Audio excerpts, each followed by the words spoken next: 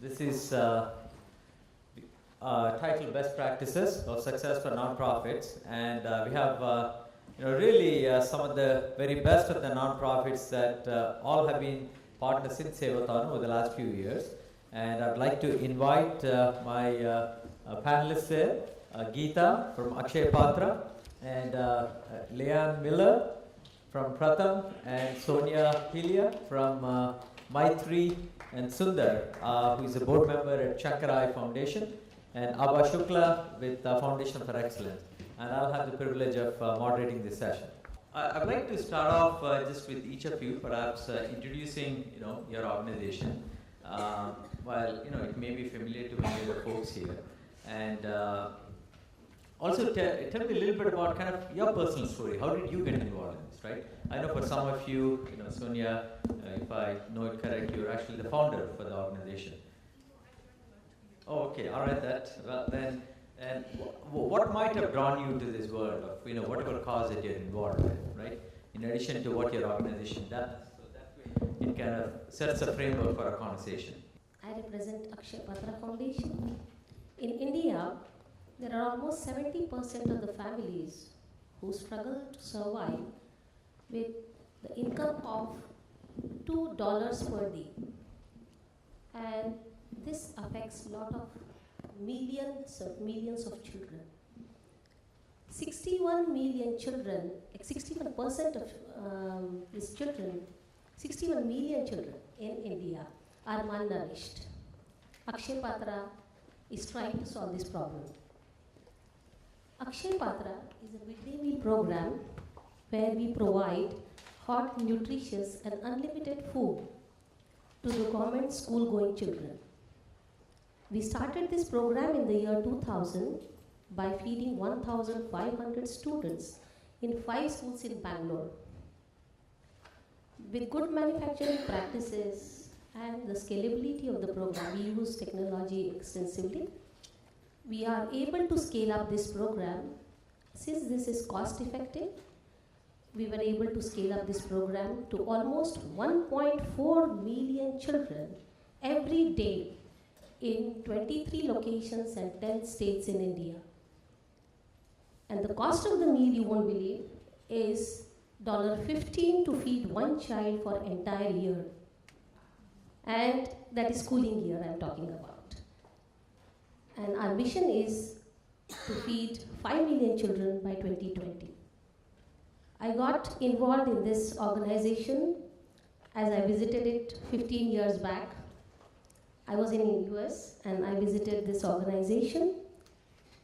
I was so amazed to see their operations, and I was not believing that they are feeding 1,500 students. That was also, huge number for me. Like every day, if you want to cook for 5 and 10 people, and if some guests are coming, you feel like, oh, how I'm going to manage. And here we are talking about 1,500. So I started to work for them as a volunteer, and 5 years I worked as a volunteer, and then I'm employed by AkshayaPatra from 2005 onwards. Thank you.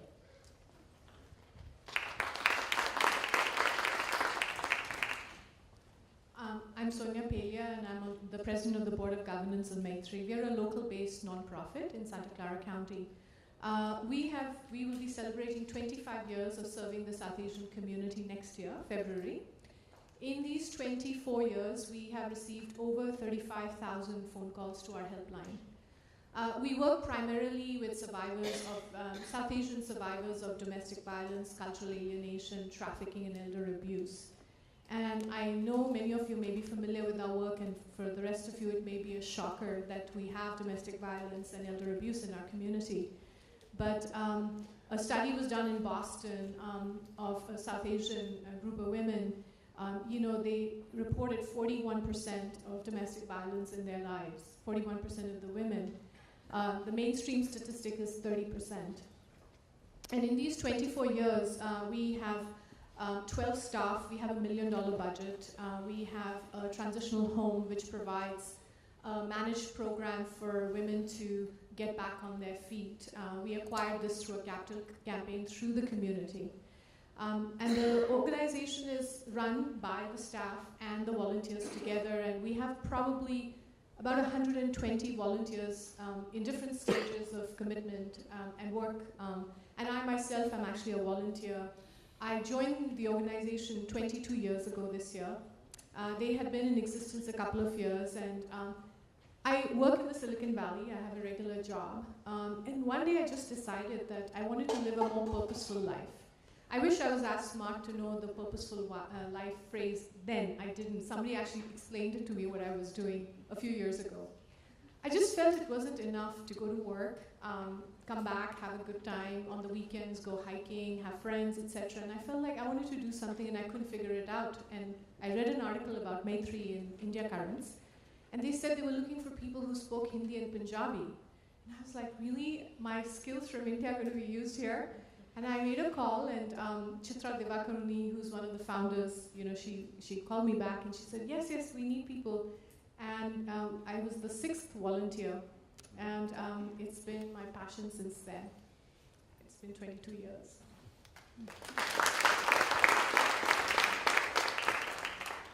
Hi, I'm Leigh, and I work with Pratham, USA. Pratham in India serves 4.7 million children. I'm at TiEcon, so I have to start with the numbers and the size of the market. We have a market size of about 100 million children and youth who do not read or conduct calculations at grade level. They go out into the workforce in South Asia and they don't have the skills that are needed. So right now we're serving 4.7 million children, and our average cost of acquiring a customer and getting them literate is about $15. It takes about 50 days in reading camps that are held throughout 65,000 villages in some urban areas. The core of this program is something we call Read India. We've developed a special methodology that's very child-centered. I love to dig right into the delivery mechanisms right away. They use things like chalk drawings on the floor, and the children are in groups according to their ability.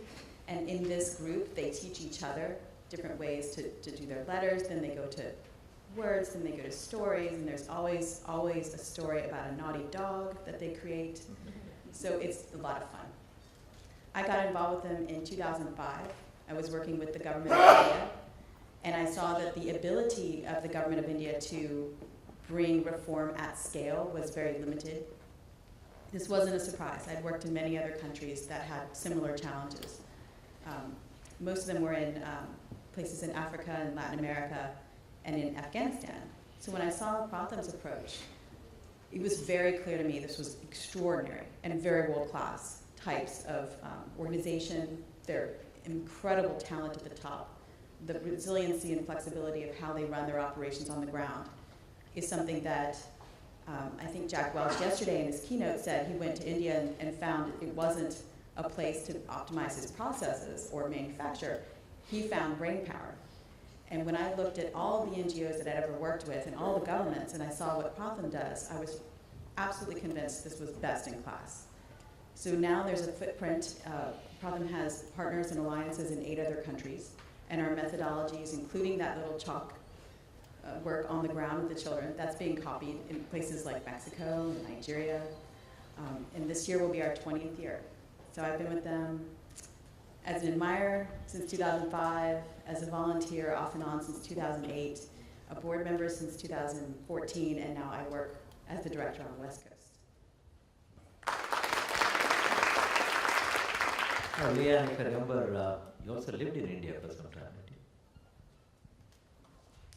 Good morning. I'm Abha Shukla, and I have volunteered for an organization called Foundation for Excellence. And our space is after high school. What do the kids do? A lot of kids in India, this is Foundation for Excellence, basically gives scholarships to very, very bright young people in India who don't have the funds, who are economically challenged, whose families cannot afford to send them to college. So we kind of step in after, say, Pratham finishes with the kids' high school and try to get them to the next level.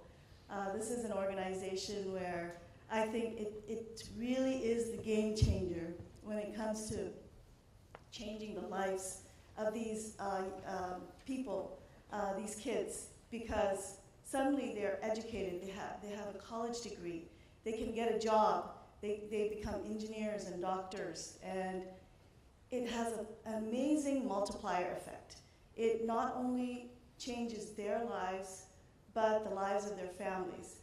So we have our niche is very narrow. It's the top 10% academically, kids who are really at the top of their class, but the bottom 10%, opposite, top 10% academically and bottom 10% financially. And so these are the kids that we choose. And they change their lives. Suddenly they can afford homes, they can take their families out of these shacks and put them into nice apartments and flats. They can educate their siblings, and then they become a role model for their community. Kids, parents in their community say, wow, if that kid could do it, you can do it. They point to their children and say, you have the ability to do it. Any one of us can do it. So it has a real multiplier effect. I just feel that it's a great game changer. It is the game changer. And that's how I got involved with Foundation for Excellence. I've been volunteering for 20 years. And speaking of numbers, we have about almost 15,000 students now who have graduated with college degrees. It's the #1, foundation that gives scholarships to kids in India for college education. We are really not well known. I think we don't advertise enough, we don't get the word out. And in the beginning, it was a policy not to do that. We had a chain of trust where we had a volunteer in India who had identified a student who they thought was worthy of this, who would, who could apply for this scholarship. And then there was FFE, and FFE would look at their applications and decide whether they were, these volunteers would actually go to the homes to make sure that these kids were worthy of the scholarship and whether they qualified for the scholarship. So these are the kids that we get, and they have, there's a lot of them here in the US. They have come on their own on scholarships for higher education, for PhDs, masters, or they have come here through their companies. Infosys, Wipro has sent them out here to work. So we meet a lot of these kids here, and it's wonderful to see how their lives have changed. At our annual fundraiser, they tell their stories about where they were and how far they've come. Their mother was a single mom, seamstress, trying to, with maybe a $600 a year income, and now she's living comfortably in a nice flat. Son is taking care of her. So this is Foundation for Excellence, and I got involved 20 years ago. It's been a great journey. I just enjoy being there. It's self-sustaining in that we ask our scholars to, once they graduate, once they have their family set, to at least put 2 students through college. 2 other students who are like themselves, put them through school. So this is kind of self-sustained. It keeps going on. So we don't totally have to rely on our donors in the long run. So we're seeing this happen, and it's very gratifying. Thank you. Thank you. Sundar? I'm R. Sundar, one of the board members of Shankara Eye Foundation. I'll position the story a little differently. I think everyone in the Bay Area would at least know of Shankara Eye Foundation. So those of you all who have not bought tickets for the Shankara concert, please do so. My association with Shankara Eye Foundation started in 1999. My classmate at REC, Murali Krishnamurthy. He started Shankara Eye Foundation here, and he approached me and he said, Sundar, would you be a board member for Shankara Eye Foundation? And my answer was no. And he was like, why? We're doing something good, and why would you not be part of this? And my thing was, I said, most of the NGOs I've seen have good intentions, have very good intent, and have good people, but poorly managed and very inefficient and not necessarily the most optimized. So I said, but I did promise him one thing. I said, Murali, I will, when I go back next time for a board meeting, I'm also the founder of Mastech, an IT services company, so I keep visiting India back and forth. So when I go next time to India, I will go visit the hospital in Coimbatore, and we'll see what happens. Needless to say, I went there and completely blown away by the quality of the operation that is being conducted at Shankara. It was one hospital, one eye hospital being done, headquartered in Coimbatore, doing about 25,000 eye surgeries a year.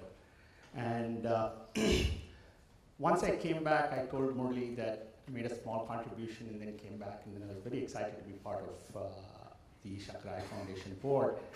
But most important, from then, the Shankara story is a unique story between the US and the India delivery arm.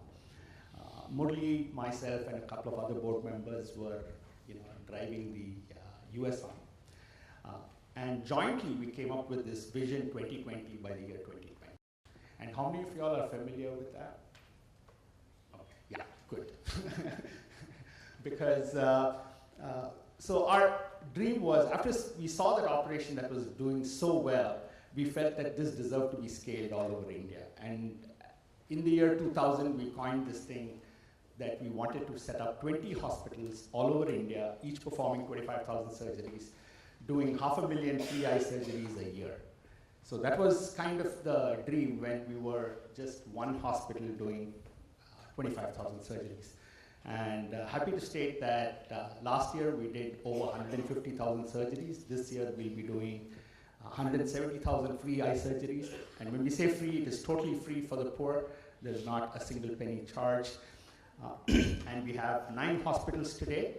So now we have to get into what I call the 5th year, where we have to go for rapid replication, because we're already in 2015. So we have another 5 years, and we have still another 10 hospitals to go. So it's been an incredible journey. And some of the principles and so on and so forth I will cover in the later part. Thank you. Okay. Thank you, Sundar. Yeah. There have been comments in some of the earlier panels and also on the keynote about whether we should call this social entrepreneur or not. And so let's just kind of dig into that a little bit, this track. To me, the for-profit world is very Darwinian, right? You don't deliver value, you don't exist. Sometimes you get acquired or you just shut the business, right? Because you don't have a choice. So in the non-profit world, how do you build that accountability in your organizations? Because you don't have M&A here either, right? By and large. Maybe the government is acquired at some point if these things do well. So can any of you share some elements of sort of how do you build that accountability on a day-to-day basis? Because obviously each of you have been fantastic examples of such, organizations that really have been on the forefront. While I'm familiar with some things that each of you do, we can just dwell on that. And I don't need everybody to comment on it, or whoever is comfortable. So we can get more questions. Sure. From the Shankara perspective and from the Shankara lesson, I can say a couple of things. Actually, in one sense, every non-profit is very, very accountable, because in some sense, they have to depend upon donors for their next year's existence, because most non-profits are not revenue generating. So to that extent, they have to keep the donor base happy. They have to deliver to the donor base. Whether efficiently or inefficiently is a different thing. But they have to go back, just like clients, they have to go back to the donor and manage that relationship pretty well. So in that sense, I disagree that there is not accountability for performance or efficiency, but there is accountability for delivering, whatever services that you contract with your donor.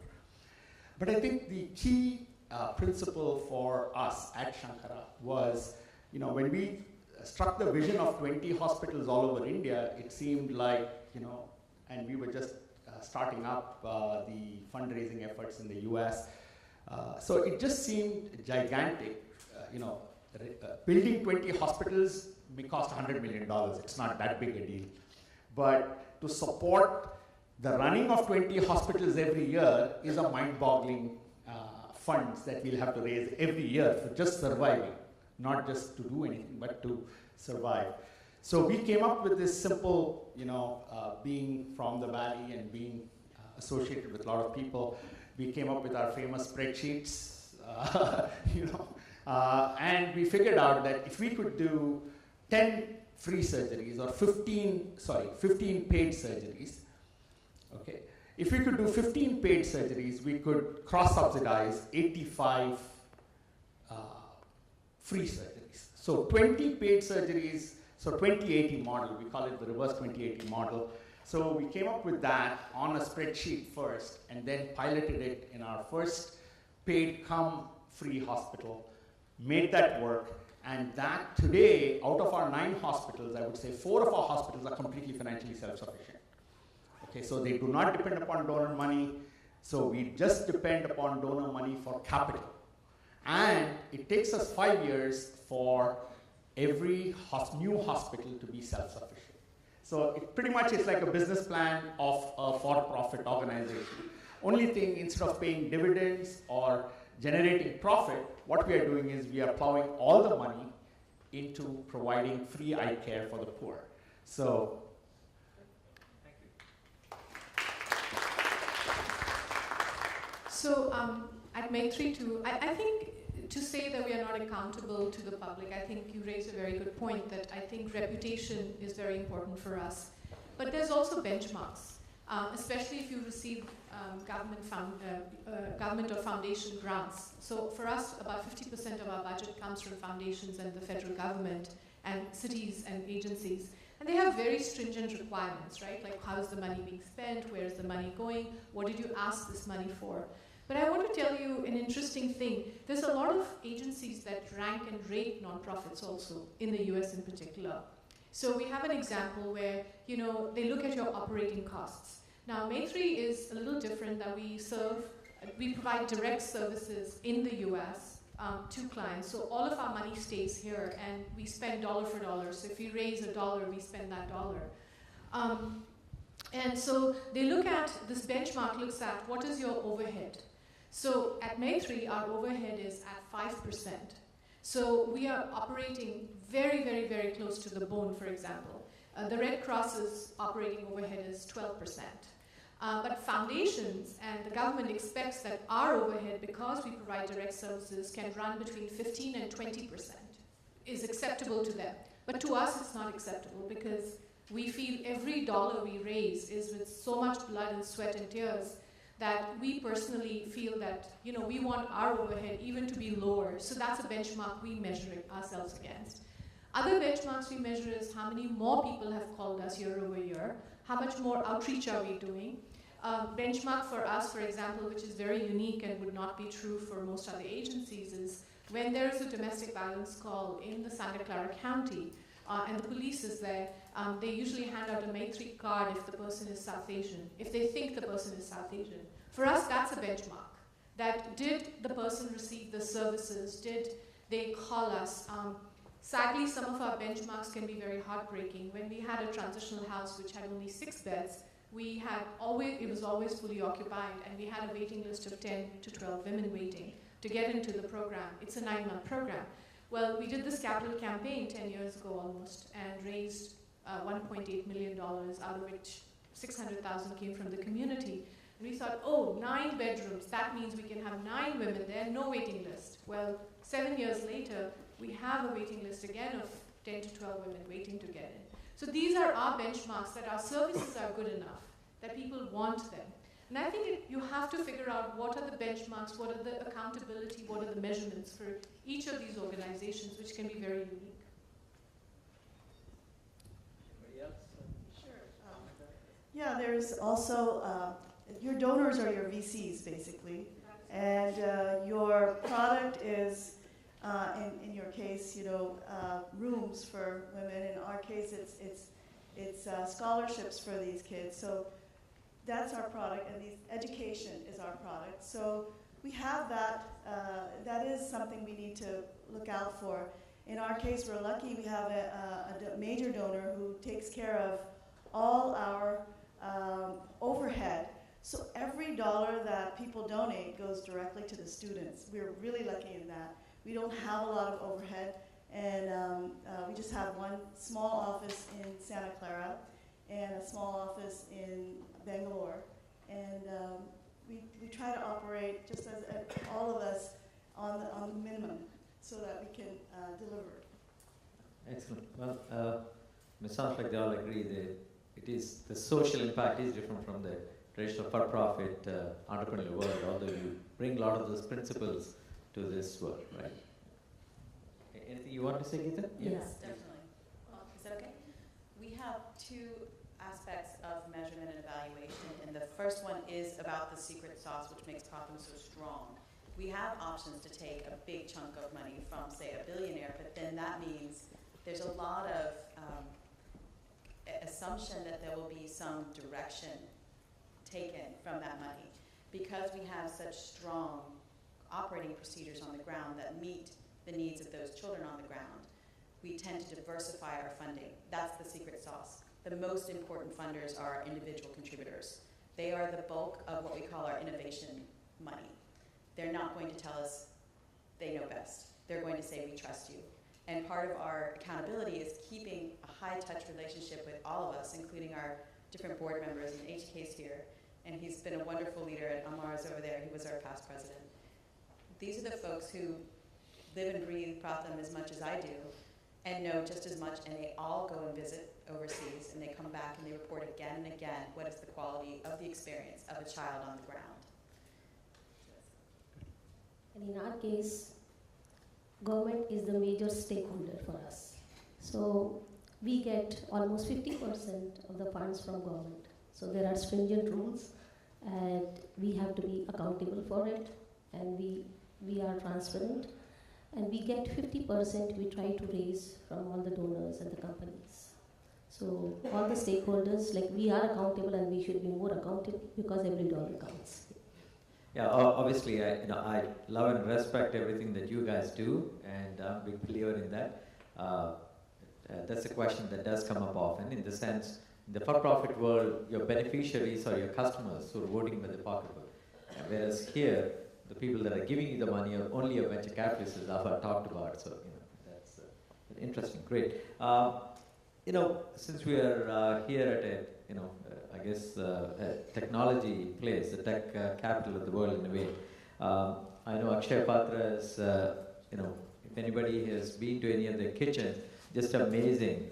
They are the most sophisticated technologically kitchens in the world, right? Just wanted to ask others on how you may be using technology. Any examples, per se, that you want to highlight? And also in terms of this audience, how can they help you with that? In Shankara we use, technology comes in two parts. One is, diagnostics. Today, when we go out and do eye camps, essentially what we are doing is we are examining people to see who are the people who need surgery, and then they are brought back to the village. So now, diagnostics is one area where the Valley can come up with innovative tools that can help diagnose quickly without expensive equipment, do it in remote areas. Okay. We ourselves today use a lot of telemedicine. We use, today, once an eye camp is done, the patient's data is entered, and before the patients come in by bus to the to the main hospital, all the patient data is already on our system. Their bands are prepared, everything is done, so the process is very smooth. Similarly, it takes, for an eye surgery, The way the flow is set up, pretty much like AkshayaPatra does in terms of the food, we have to do, imagine doing 500 odd surgeries a day. It's a lot of surgeries. I don't think anyone realizes what the magnitude is. So for example, the way the operating table is set up, the way the goods move, the way everything moves is very, very scientifically done so that we are able to perform a surgery in 6 minutes. A similar surgery with full protocols will take in Stanford. We had some of our doctors come and visit the Stanford hospital. Same surgery will take 2.5 hours in here. Not because they don't know how to do it, but because the protocols are so stringent and they don't do that many of them here, whereas there we are doing it in thousands. Okay. Yes, Sonya, you wanted to say it? I will talk about technology that you're not expecting, which is Facebook. So, it's interesting. Part of our work at Maitri is to change the world in terms of gender equality, to how people are treated, human rights, domestic violence, elder abuse, etc. And what we have found, people are so shy of talking about these issues. They're very uncomfortable issues to talk about. They're very difficult things to confront, that here we are this model minority, what the net worth of all these people in this conference probably is like many, many billions, right? Yet to confront the fact that we have violence in our homes. So we found that we created this Facebook page, and here's the phenomenon. So we share, and I encourage you all, because my outreach coordinator will ask me, did you tell them to like the Facebook page? It's Bay Area Maitri. But here's the really interesting thing about technology. The technology is there where you are, right? Instead of us trying to convert everyone and say these are bad, these are issues to be discussed or changed, our attitudes to be changed. We have had such an incredibly difficult time about people liking our Facebook page because they don't want to admit that they are actually, liking a Maitri page which talks about these difficult issues. Yet our posts get thousands of reads. They get thousands of people who read them. And very briefly, so our coordinator was picking up her son at school, at a private school. They go to, I think, Stratford or Challenger. And this lady starts talking to Nandini, who is Bengali, incidentally. And you know how Bengali finds Bengali, so they start talking in Bengali. And this woman says to her, I want to tell you about an amazing Facebook page. There's this organization called Maitri, and they always post these amazing stories. And Nandini is just quiet. She didn't say a word. And then she says to this woman, did you like the page? I mean, if they're interesting to you. She said, no, I would never like them. I don't want my friends to know I like Maitri. And yet we have literally thousands of people visit our page and read these stories about gender inequality, not just in South Asia, but here too. So we use technology in a very stealth way. I'm very proud of that. That people don't even know we are reaching into their living rooms and their phones. Well, that's a very effective way to do that, yeah. I know we may not have too much time before we'll just open it up to audience questions. But just one question again in sort of the same theme of bringing the principles of business and entrepreneurship to the social challenges, right? How do you attract, nurture, and keep the stream of volunteers? Because my sense is all the organizations here, and for the matter any other successful nonprofit, does rely a whole lot on the volunteers. So what are some of the things that you guys do that have worked very well, if you may kind of give some insights again for the benefit of others who are trying to emulate the success of these, best-in-class. We have 2 sets of volunteers. One is in India, and it's at some points 46,000 youth and women and men who are teaching. And then over here we have in the order of tens of thousands, and that's because we really have a high engagement with our individuals on teaching them what we're doing and why it is in a very different way. I guess this is differentiation in the market, segmentation of market, that we talk about how we go to scale and how we want to do a systems level change, and we partner with state governments. Once people understand that this is a broad scale effort, they tend to be attracted to the size of the change that they can be a part of. And once they're activated, it becomes a whole family affair.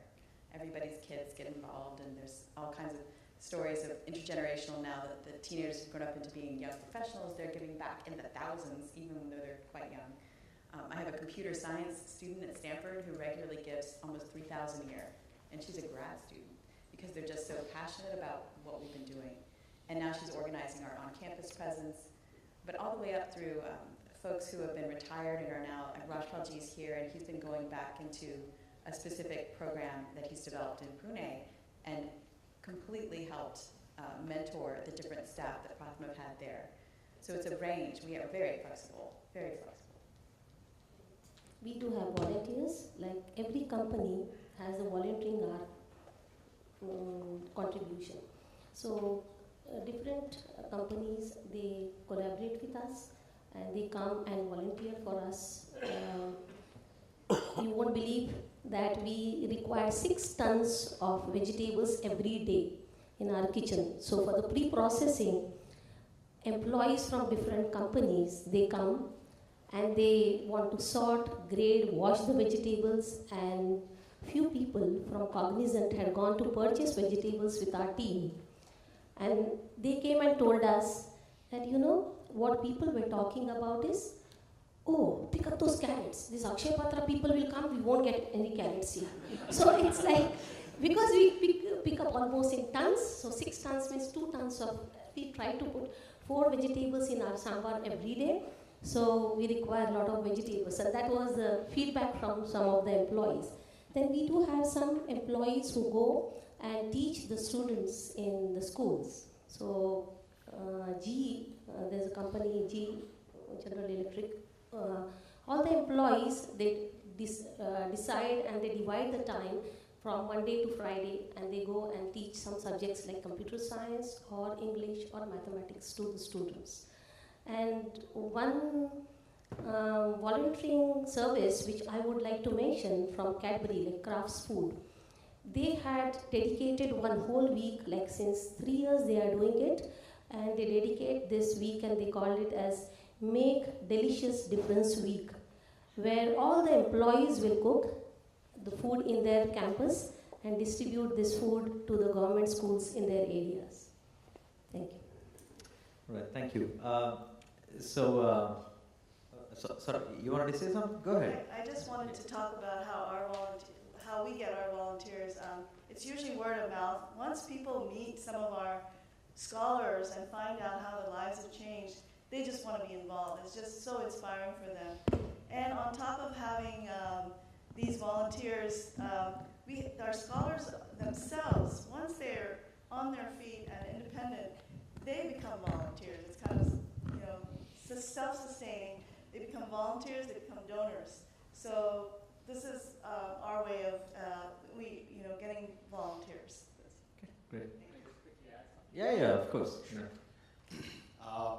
For Shankara, in the service delivery arm, which is the hospitals and everything in India, there are no volunteers, they're all paid positions, so we have to pay market rates, and we pay better than market rates to keep the medical doctors and so on and so forth. So there the challenge is pretty much like a corporate. How do you manage their performance? And even though they're doing free surgeries for the poor, they are fully paid. No one is volunteering, no one is this thing. However, the incredible talent we have in the Bay Area is the whole US fundraising works purely on the power of volunteers.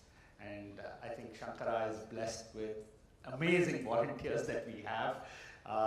And I think one of the reasons why we have such a wonderful volunteer force is that everyone wants to make a difference.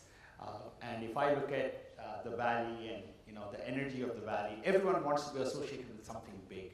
And I think the best thing Shankara could have done in the year 99, 2000 was Vision 2020 by 2020. It is that big vision that drives, we think, one of the causal reasons why volunteers continue to be with us, and every hospital that we complete, there is a big cheer. We webcast it from India to the US, and there's a big cheer from the volunteers. So volunteers are everything.